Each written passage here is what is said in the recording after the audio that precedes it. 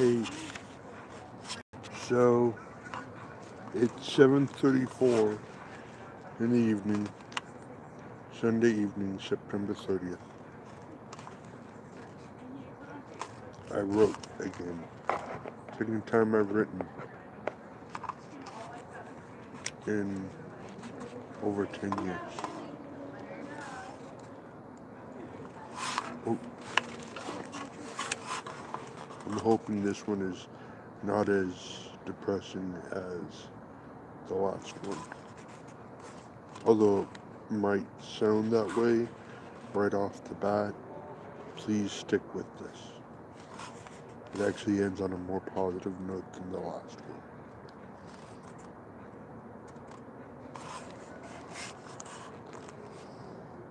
How do How by Lane Davis.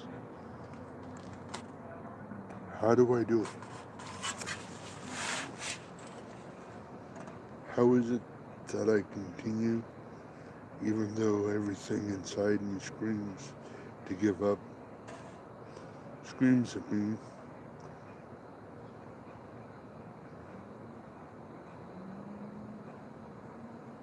that my efforts are useless, screams at me to just lay down and drift into eternal slumber, never to awake again? How do I do it? How is it that I keep marching forward?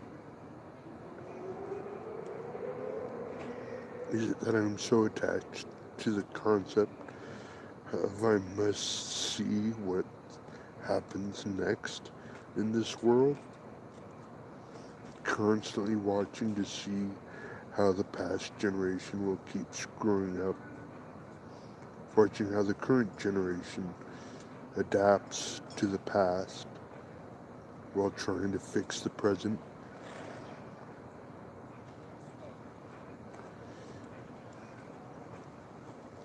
Thus securing a better future for them and the next generation. Is that I just can't stop because of sheer boredom, regardless of my ever deepening depression. It's early in the evening now, and the sky is more like a partly cloudy backdrop scene in an old Western movie. There's nice electronic music, nice electronic ambient loud music, lounge music playing in the background. An alarm goes off reminding me to take my nighttime hormone replacement therapy meds.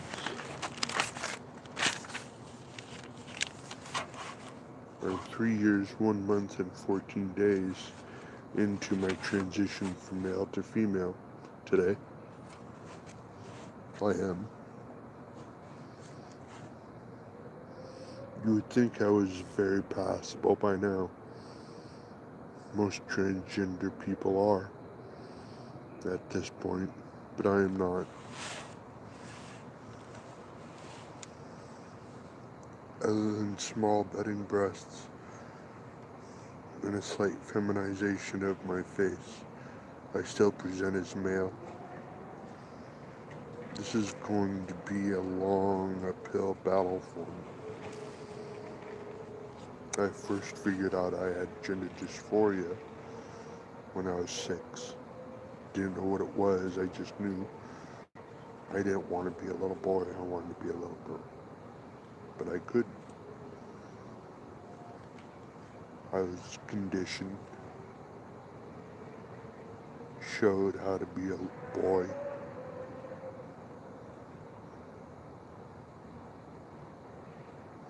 The only times I got to pretend I was a girl was when no one else was home.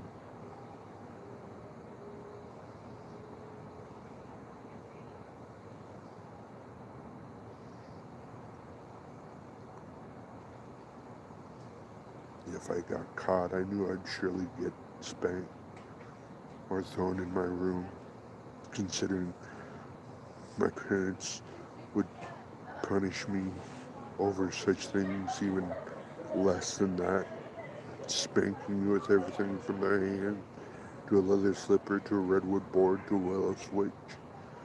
And then when things like that wouldn't change my behavior, I'd be locked in my room, sometimes over a whole weekend without being fed.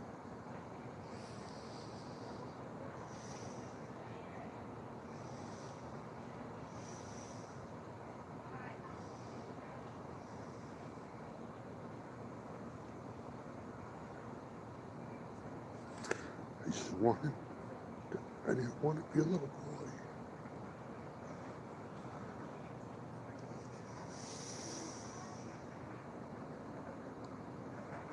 This is why you can't stop. Just lay down and drift into eternal slumber. Because no matter how hard this gets, I must see this through to the very end, no matter what the cost is to myself.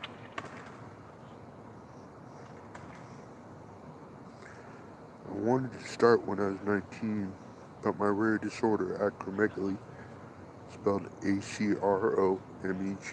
Acromegaly,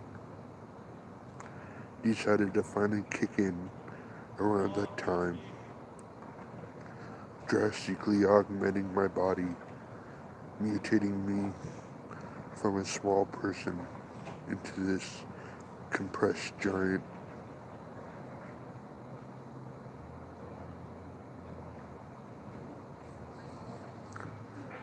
Later, when I was 47, I was able to finally start this hard journey to finally becoming the beautiful woman I know is trapped inside. Trapped inside this dense, hulking body that I see right now whenever I look in a mirror.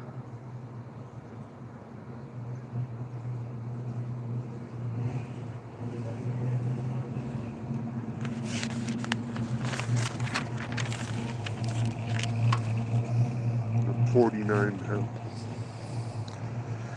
I only hope my acromegaly lets me live long enough to see the end of this road I'm on. It's funny.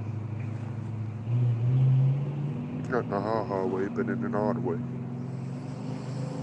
Even though I'm mentally and spiritually exhausted with everything,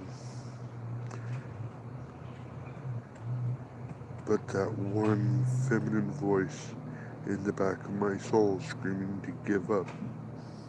That one small voice cries out, "Don't give up. Bring me to life. Please." I'm lost in turmoil. Yet still I march forward. I'm not sure exactly what, other than taking my meds, I need to do, or I have no guidance. I have no one to show me. Like someone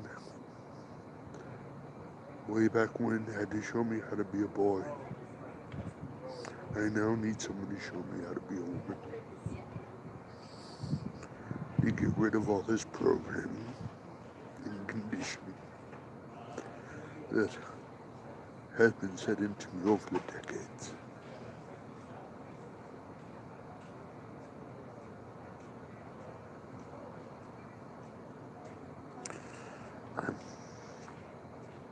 Others say I'm stronger than I know or can see right now. I'm not so sure it's strength. It seems that I have no choice. After spending 20 years in willing servitude as a guardian and a caretaker to the radical fairy community of the larger LGBT community. I recently retired last year. It seems my job is not quite over. There is still one more transgender woman for me to rescue, for me to help.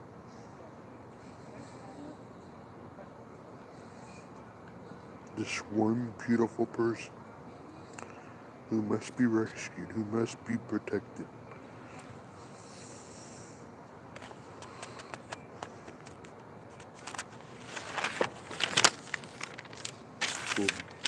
Will be my hardest task, my hardest, most deserving charge of my life to bring into this world to keep safe. This person is me. Maybe that's why I can't stop, won't stop.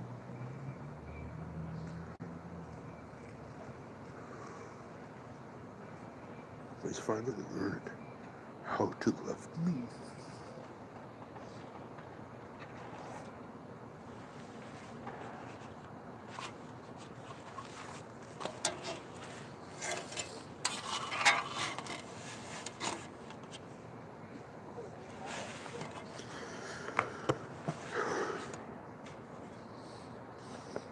I hope whoever watches this, I hope it finds you well. Please be safe.